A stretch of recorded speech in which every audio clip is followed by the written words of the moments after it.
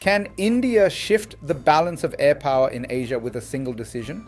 Reports indicate that New Delhi is weighing the near-term purchase of 40 Russian-built Su-57 fifth-generation fighters, an aircraft designed to compete in the most demanding air combat environments.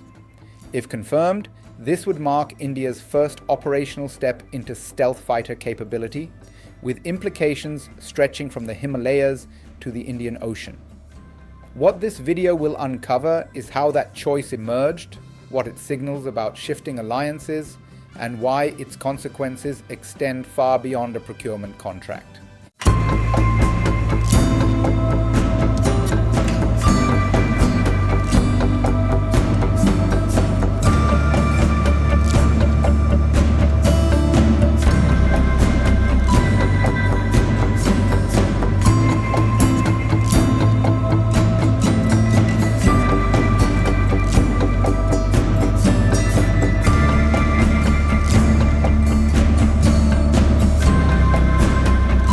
It alters India's deterrence posture against two nuclear-armed neighbors while reshaping Moscow's defense export strategy at a time of global realignment.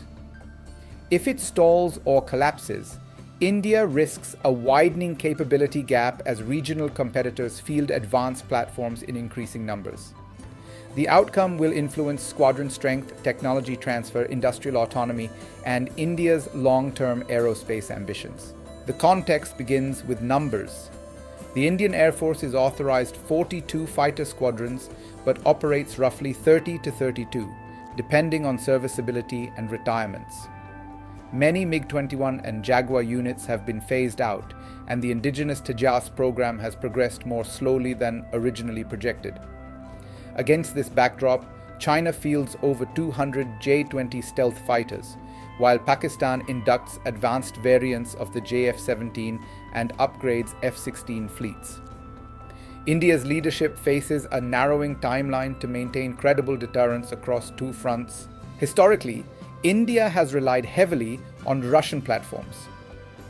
Beginning in 2001, 50 Su-30 MKI fighters were imported directly from Russia, followed by licensed production exceeding 220 aircraft at Hindustan Aeronautics Limited. That program expanded local industrial capacity over more than 15 years and gradually increased indigenous subsystems.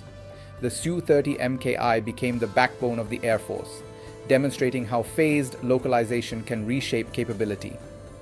The proposed Su-57 pathway appears designed to replicate that template, an initial off-the-shelf batch of 40 aircraft to equip 2 or 3 squadrons, followed by potential domestic production exceeding 100 units. The Su-57 itself is manufactured at the Komsomolsk-on-Amur aircraft plant and entered Russian Aerospace Forces service in limited numbers earlier this decade. In November 2025, Algeria became the first confirmed foreign operator, and footage released in early February 2026 showed the aircraft active in Algerian service. Days later, Russia's industry minister indicated that additional Middle Eastern contracts had been signed, though without naming clients.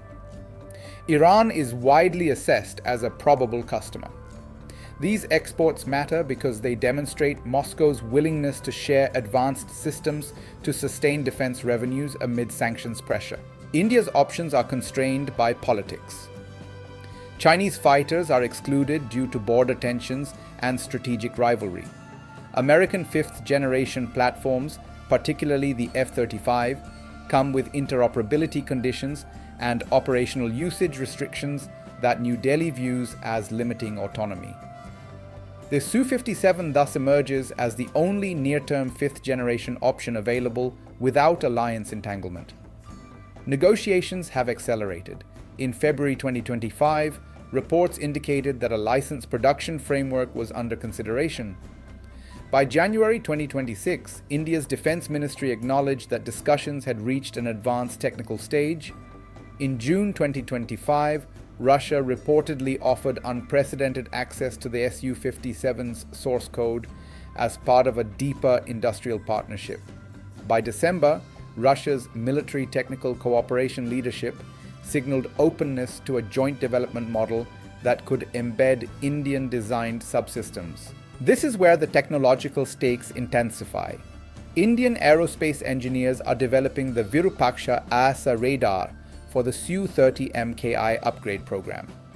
The system is projected to feature a 950mm antenna and approximately 2,400 gallium nitride transmit-receive modules.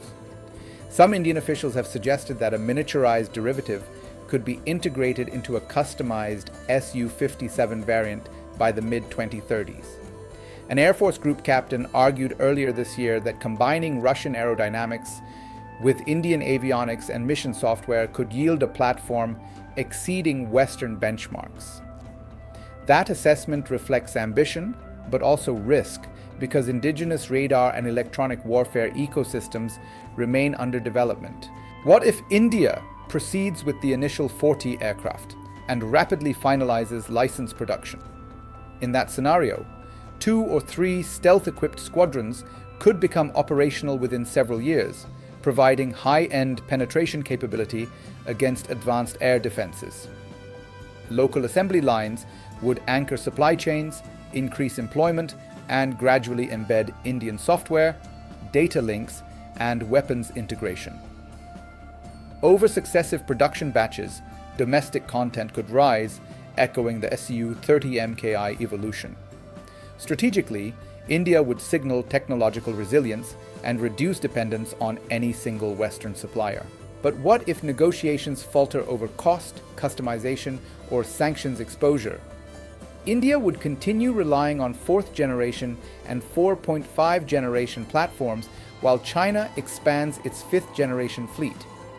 The Air Force's squadron deficit would persist, and indigenous advanced medium combat aircraft timelines could face additional pressure.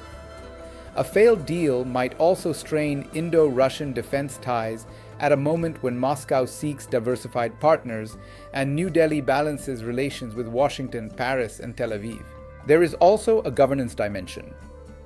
Critics argue that delays in indigenous fighter development and procurement cycles reflect bureaucratic inefficiencies within the defense establishment under Prime Minister Narendra Modi's administration. They contend that slow decision-making, inconsistent funding flows, and protracted trials have contributed to squadron shortfalls. Supporters counter that structural constraints predate the current government and that reforms in procurement procedures are gradually improving timelines. The debate highlights how industrial policy, political leadership, and military planning intersect. Globally, the implications extend beyond South Asia. A successful Su-57 partnership would reinforce Russia's position as a supplier of advanced combat aircraft despite Western sanctions, potentially encouraging other states to consider similar arrangements. It would also complicate US-India defense cooperation, particularly within frameworks like the Quad, where interoperability and strategic alignment are carefully calibrated. Conversely, a breakdown could push India closer to Western platforms, accelerating diversification away from Russian systems. Ultimately, this decision revolves around control over technology, operational autonomy, and strategic signaling. Stealth fighters are not merely aircraft. They are nodes in integrated networks of sensors, data links, electronic warfare, and precision munitions. Whether India secures 40 aircraft or commits to producing more than 100 under license, the deeper question concerns industrial sovereignty and alliance flexibility.